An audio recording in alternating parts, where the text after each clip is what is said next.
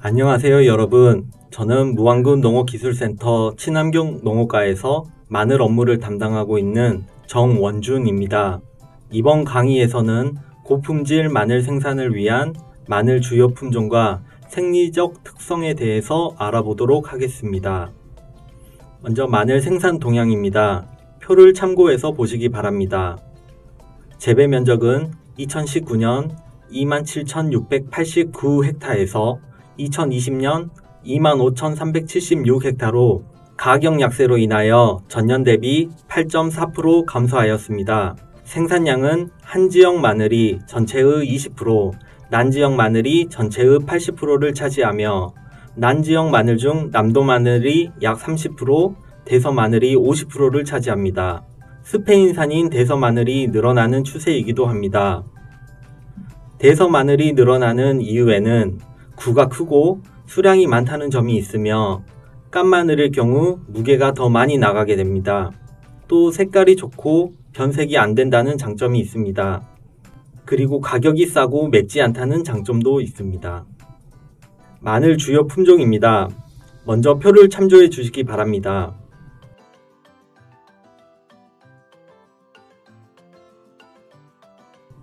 난지역 마늘에 대해 설명하겠습니다. 한지역에 비해 휴면이 짧아 8월 하순에서 9월 상순에 뿌리 내림이 시작되고 파종 후 곧 싹이 트고 생장이 지속되어 상당히 자란 상태에서 월동을 하게 됩니다. 마늘의 쪽수는 10 내지 12쪽 가량 되며 매운맛이 적고 수량은 높지만 저장성이 낮습니다. 다음은 홍산입니다. 농촌진흥청이 육성하였고 기존의 한지역 마늘보다 수량이 월등히 높습니다. 난지와 한지 모두 재배가 가능하고 바이러스 감염이 적은 것이 특징입니다. 또 늦게까지 녹색이 유지되는 만생종 품종으로서 최초의 전국 재배가 가능한 마늘 신품종이며 꽃이 피지 않는다는 특징이 있습니다. 수확기가 늦고 마늘 끝에 항암 기능성 성분이 함유된 녹색 점이 있습니다. 유의하실 점은 충분한 수량 확보를 위해서는 종 제거가 필수라는 것입니다. 다음은 남도 마늘입니다. 1976년 홍콩에서 도입되어 83년에 남도 마늘로 명명되었습니다. 특징은 난지역 마늘이고 구가 크며 조직이 느슨하고 저장성이 약합니다. 8월 하순에 파종하고 6월 중순에 수확하게 됩니다. 열구 방지를 위해 재배 중 적기에 수확하는 것이 필요하고 얕게 심어서 껍질이 잘 터집니다. 다음은 대서 마늘에 대해 설명하겠습니다. 유래는 83년 수입된 스페인산 마늘을 창녕 일대에서 재배한 것이고 특징으로는 월동 전 잎이 자라 봄에 추대하는 극란이고 조생종입니다. 남부 지역에 국한되어 단경기로 재배되며 9월 중순에 파종하고 5월 중순에 수확합니다. 쪽수는 13개에서 15개이며 큰 것은 깐마늘로, 작은 것은 간마늘로 사용합니다. 터지는 현상은 없습니다. 마지막으로 풋마늘용 품종에 대해 말씀드리겠습니다. 주요 재배 품종으로는 장세미 품종과 고흥 재래종이 있습니다. 장세미 마늘은 보통 11월에서 1월까지 재배하며 겨울철 자람이 빨리 진행됩니다. 1월 하순 이후에 구 형성이 진행되어 소비자의 선호도가 떨어집니다. 고흥 재래보다 잎마늘 상품 수량이 약 35% 높고 비타민C 함량 역시 높습니다. 반면 고흥 재래종은 1월부터 4월까지 만기 출하가 목적입니다. 겨울철 자람이 늦기 때문에 1월 이후에 수확하며 월동 전 싹이 출현하고 저온 처리를 할 경우 141%가 증수됩니다. 세 번째는 마늘의 생리 생태적 특성입니다. 먼저 마늘의 형태는 뿌리, 잎, 화경, 주화, 인경으로 나뉘게 됩니다. 뿌리는 다수의 섬유근이 있고 단축경이 붙어 있습니다. 잎은 엽초와 엽신으로 분화됩니다. 화경은 쫑이라고도 불리며 생장점에서 나오고 총포를 형성합니다. 주화는 화경 끝에 착생되고 인평 구조와 같습니다. 인경은 보호엽, 저장엽, 발화엽으로 구성됩니다. 다음으로 재배 환경에 대해 말씀드리겠습니다. 마늘의 생육 저온은 18에서 20도 사이이며 영하 7도 이하에서 동해 피해가 발생하고 반대로 25도 이상에서 고온해를 입습니다. 마늘 쪽의 비대는 10도 이상에서 가능하며 저온은 20도 전후입니다. 토양은 배수가 잘 되어야 하고 부식질이 많은 점토 또는 점질 양토에서 잘 자랍니다.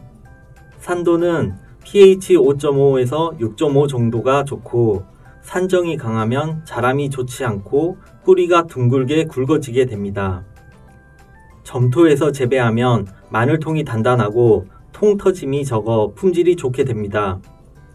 사질토는 저장력이 약하며 마늘통이 갈라지는 마늘이 재배될 확률이 높고 점질토는 단단하고 열구가 적은 마늘이 재배됩니다. 석회 시용으로 산성 토양을 개량하는 방법이 있으며 토양 분석 후 적청 시비를 하는 것이 좋습니다. 밭 전면에 시비하고 잘 섞이도록 경운해야 하며 유한, 인산, 축분 등을 혼합하게 되면 비효가 떨어집니다. 최소 2주 전에 시비를 해야 합니다. 유기물 시용으로 지력을 증진할 수 있고 완숙 대비를 시용하게 되면 보수력과 보비력이 증진하게 됩니다. 다음은 양분입니다. 마늘 생육 초기에는 저장 양분에 의존하고 3월 이후 추대기에는 최대 광합성을 하게 되며 4월 하순에는 양분을 흡수하게 됩니다. 구비대 개시기에는 양분 흡수가 쇠퇴되고 구비대기에는 추대기 이전으로 경엽 신장이 결정적인 요인이 되므로 적기 파종하여 일정 엽수 확보와 엽 생장을 위한 시비 관리가 중요합니다. 구비대는 일정 기간 영양 생장을 하고 10도 이하의 좋은 조건에서 꽃눈이 부화하고 인편이 분화해서 구비대가 됩니다. 구비대 환경으로는 온도가 높고 낮의 길이가 긴 고온 장일 환경이 좋습니다. 휴면은 마늘을 수확한 후 발화 조건을 주어도 일정 기간 동안 발화가 안 되는 현상을 말합니다. 휴면 자발타파는 8월 초순경이나 8월 말경에 합니다. 휴면을 인위적으로 타파하려면 저온 또는 변온 처리가 필요합니다. 다음은 마늘의 생리장애에 대해서 알려드리겠습니다. 먼저 2차 생장이 있습니다.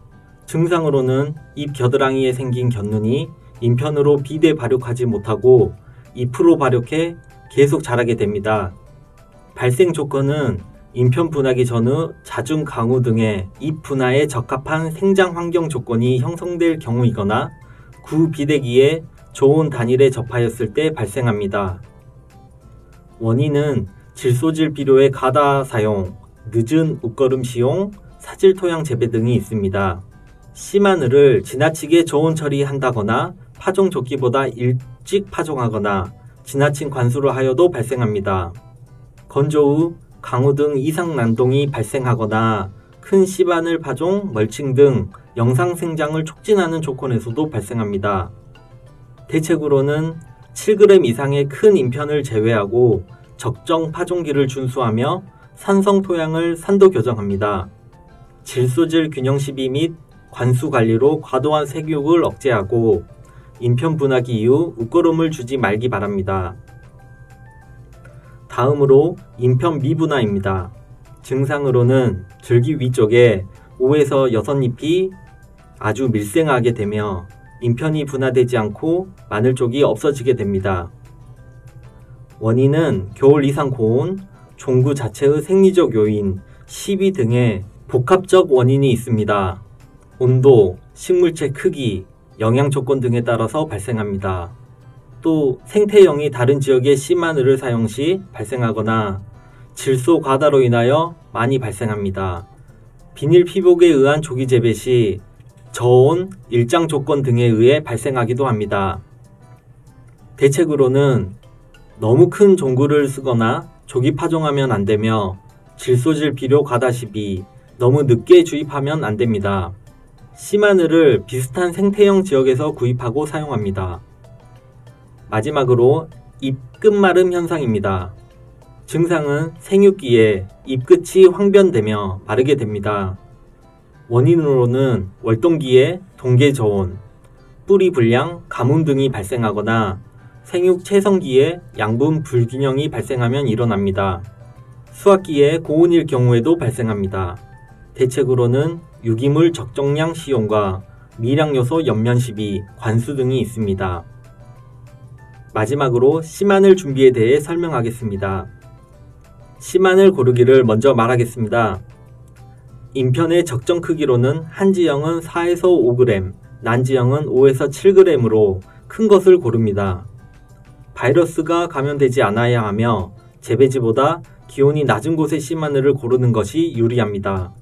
상처가 없고 뿌리 부분과 마늘 폭이 넓은 것이 좋습니다. 씨마늘 소요량입니다. 표를 참조하시기 바랍니다.